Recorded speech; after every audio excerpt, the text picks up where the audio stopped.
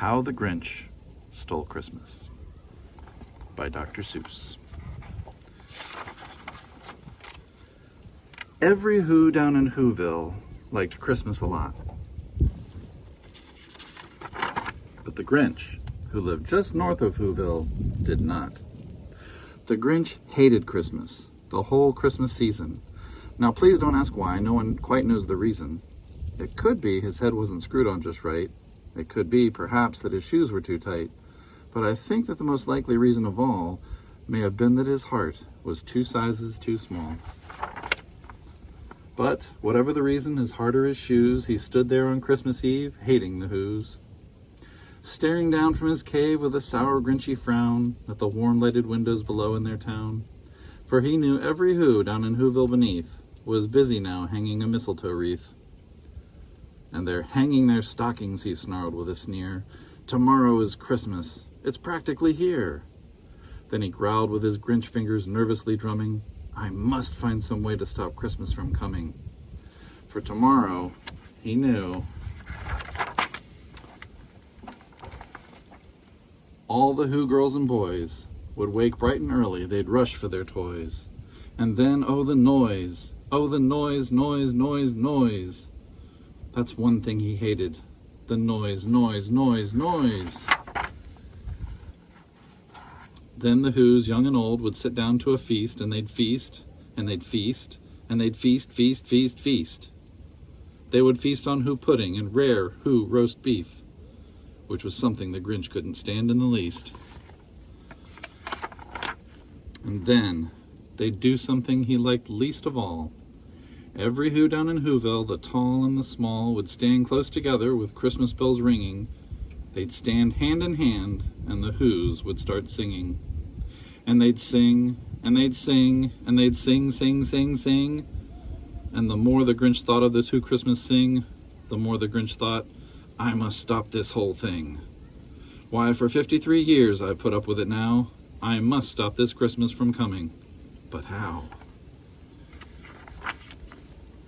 Then he got an idea, an awful idea.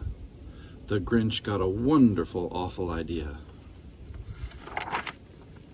I know just what to do, the Grinch laughed in his throat, and he made a quick Santa Claus hat and a coat. And he chuckled and clucked, what a great Grinchy trick! With this coat and this hat, I look just like Saint Nick. All I need is a reindeer. The Grinch looked around, but since reindeer are scarce, there was none to be found.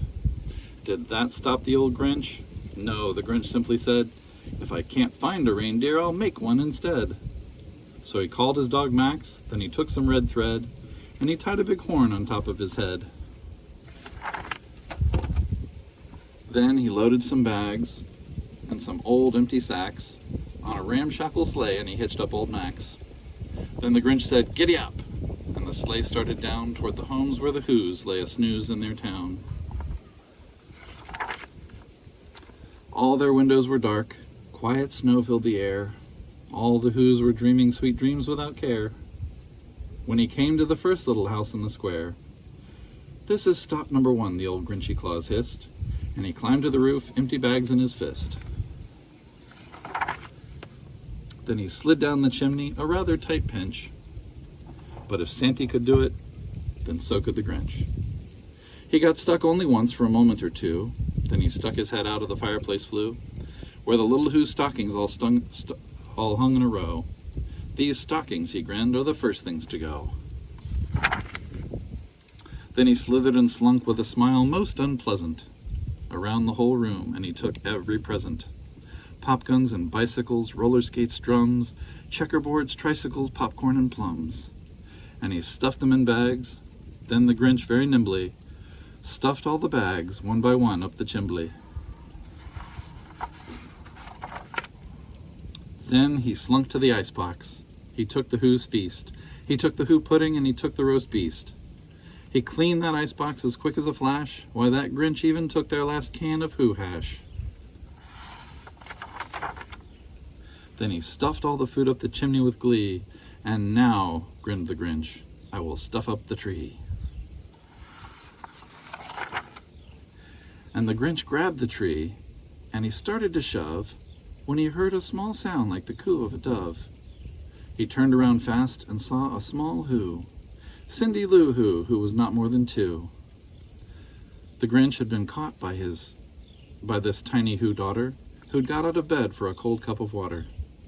She stared at the Grinch and said, "Santa Claus, why? Why are you taking our Christmas tree? Why?" But you know, that old Grinch was so smart and so slick, he thought up a lie, and he thought it up quick. "Why, my sweet little tot," the fake Santa Claus lied, "there's a light on this tree that won't light on one side. So I'm taking it home to my workshop, my dear. I'll fix it up there, and I'll bring it back here." And his fib fooled the child. Then he patted her head, and he got her a drink, and he sent her to bed. And when Cindy Lou Who went to bed with her cup, he went to the chimney and stuffed the tree up. Then the last thing he took was the log for their fire. Then he went up the chimney himself, the old liar.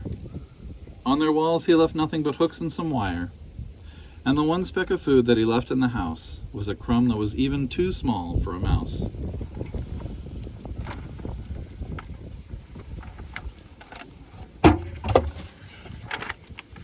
Then he did the same thing to the other Who's houses, leaving crumbs much too small for the other Who's mouses. It was 1/4 dawn, all the Who's still abed, all the Who's still a snooze when he packed up his sled. Packed it up with their presents, their ribbons, their wrappings, the tags and the tinsel, the trimmings, the trappings. 3,000 feet up the side of Mount Crumpet, he rode with his load to the tip-top to dump it. Pooh-pooh to the Who's he was grinchishly humming. They're finding out now that no Christmas is coming. They're just waking up, I know just what they'll do. Their mouths will hang open for a moment or two. Then the Who's down in Whoville will all cry boo-hoo. "That's a noise," grinned the Grinch, "that I simply must hear." So he paused, and the Grinch put a hand to his ear. And he did hear a sound rising over the snow. It started in low, and then it started to grow. But the sound wasn't sad. Why, this sound sounded merry. It couldn't be so. But it was merry. Very. He stared down at Whoville. The Grinch popped his eyes. Then he shook. What he saw was a shocking surprise. Every Who down in Whoville, the tall and the small, was singing, without any presents at all. He hadn't stopped Christmas from coming. It came. Somehow or other, it came just the same. And the Grinch, with his Grinch feet ice cold in the snow, stood puzzling and puzzling. How could it be so? It came without ribbons. It came without tags. It came without packages, boxes, or bags. And he puzzled 3 hours till his puzzler was sore. Then the Grinch thought of something he hadn't before. Maybe Christmas, he thought, doesn't come from a store. Maybe Christmas, perhaps, means a little bit more. And what happened then? Well, in Whoville they say that the Grinch's small heart grew 3 sizes that day.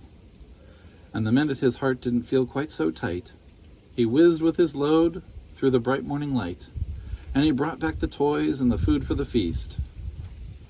And he himself, the Grinch, carved the roast beast.